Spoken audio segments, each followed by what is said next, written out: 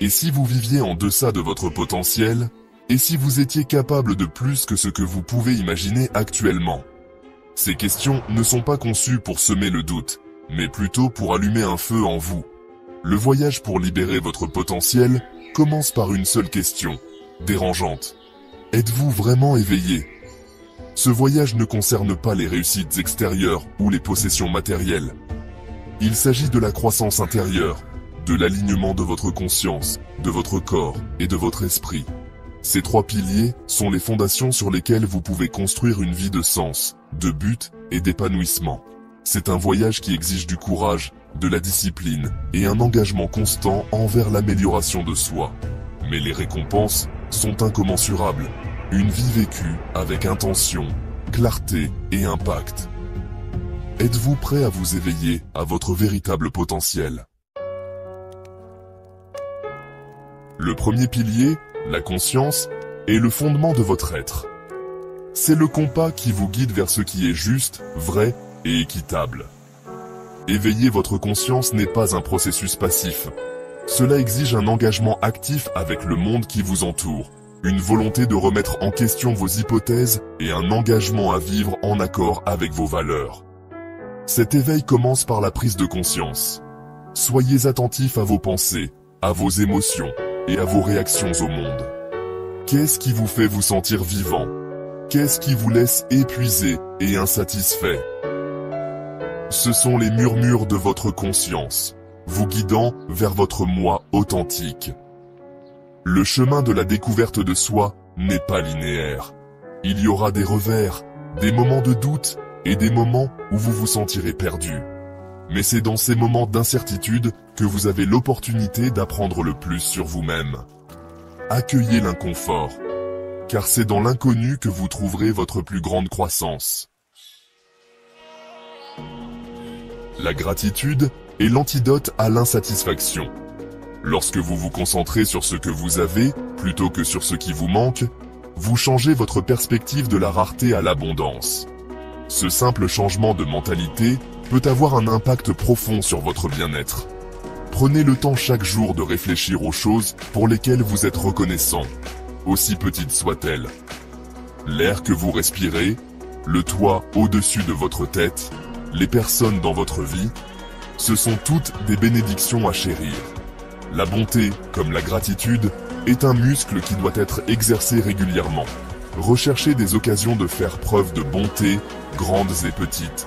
Un mot gentil à un inconnu, un coup de main à un ami dans le besoin, un don à une cause valable.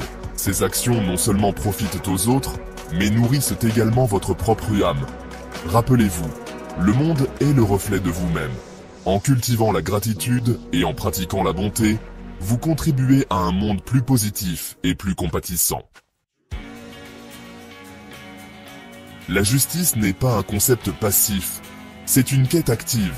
Elle exige de nous que nous défendions ce qui est juste, que nous dénoncions l'injustice et que nous utilisions nos voix et nos actions pour créer un monde plus équitable. Ce n'est pas toujours facile, mais c'est toujours nécessaire.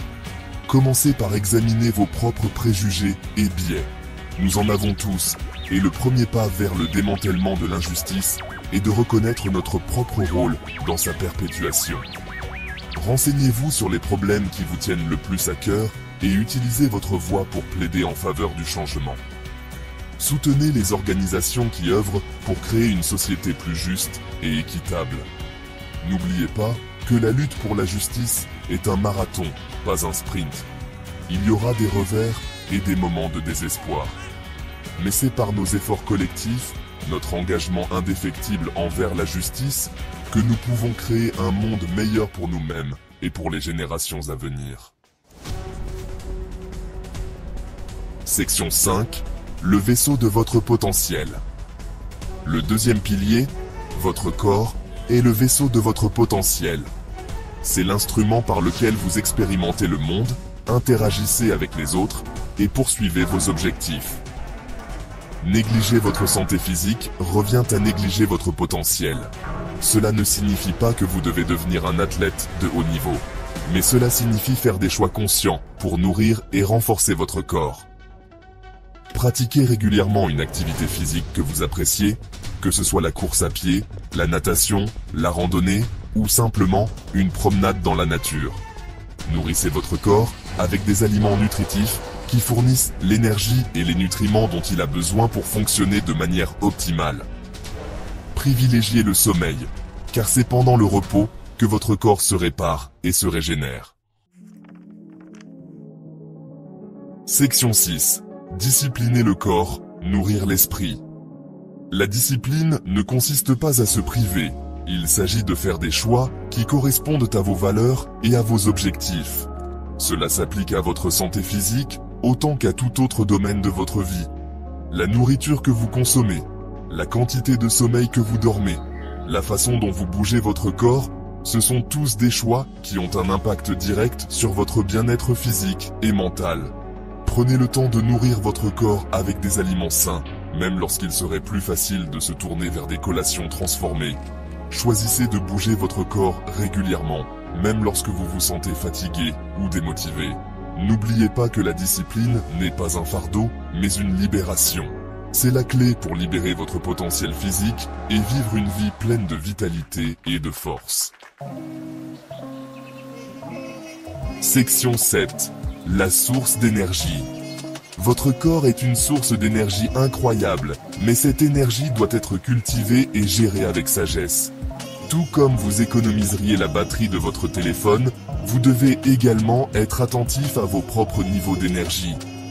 Apprenez à reconnaître les activités et les situations qui drainent votre énergie et trouvez des moyens de minimiser leur impact sur votre vie.